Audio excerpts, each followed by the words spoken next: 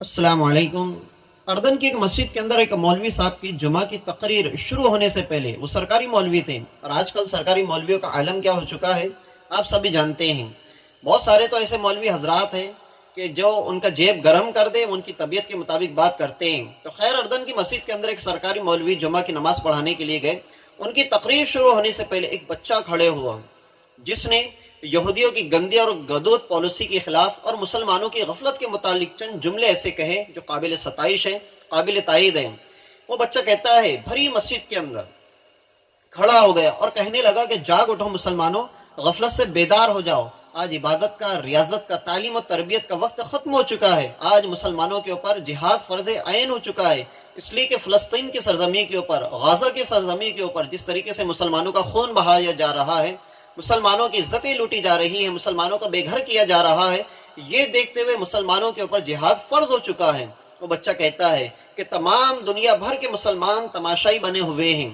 مرنے کے بعد جب ہم اللہ کی بارگاہ کے اندر پیش ہوگے اور جب اللہ تبارک و تعالی ہم سے پوچھے گا کہ مسلمانوں، جب مسلم بہن بیٹیوں کی یعنی تمہاری بہنوں کی، ماؤں کی عزتیں لوٹ رہی تھی تو تم کیا کر رہے تھے؟ تمہارے بھائیوں کی جب جانیں جا رہی تھی، تمہارے بھائیوں کی قتل گاہ بن چکا تھا فلسطین اور غزہ، تو اس وقت تم کیا جواب دو گے؟ وہ بچہ کہتا ہے کہ اس وقت ہم اللہ کی بارگاہ میں یہ جواب دیں گے کہ مالک و مولا، ہم سجدوں کے اندر پڑے ہوئے تھے، ہم تو ان کے لیے دعائیں کر رہے تھے۔ وہ بچہ یہ کہتا ہے، ساری مسجد کے لوگوں نے اسے کنٹرول کرنے کی کوشش کی، قابو میں کرنے کی کوشش کی، روکنے کی کوشش کی، لیکن وہ جتنا بول سکتا تھا وہ اس نے بول دیا۔ اس بچے کی ہمت کو ہم سلام کرتے ہیں۔ ہم یہ نہیں کہتے کہ آپ عبادتیں کرنا چھوڑ دیں، آپ ریاضتیں کرنا چھوڑ دیں، لوگوں کو تعلیم و تربیت دینا چھوڑ دیں۔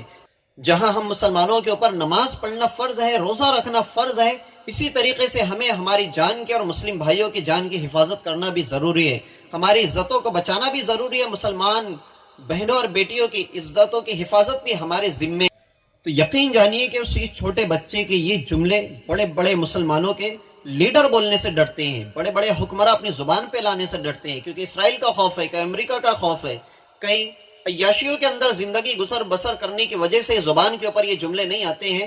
تو دنیا بھر کے اندر تقریباً 56 مسلم کنٹریز ہیں اور 56 کنٹری میں رہنے والے مسلمان حکمراں، انہوں نے اس چھوٹے بچے سے سبق لینا چاہیے کہ کس طریقے سے ظلم کے خلاف بولا جاتا ہے، ظلم کے خلاف آواز اٹھائی جاتی ہے۔ تو یہ ہمت اس چھوٹے بچے نے مسجد کے اندر دکھائی ہے۔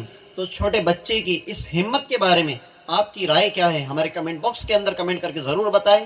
ہمارے چینل کو سبسکرائب کریں، لائک کریں اور ہمارے اس ویڈیو کو زیادہ سے زیادہ شیئر کریں۔ ملتے ہیں نیکسٹ ویڈیو کے اندر۔ السلام علیکم۔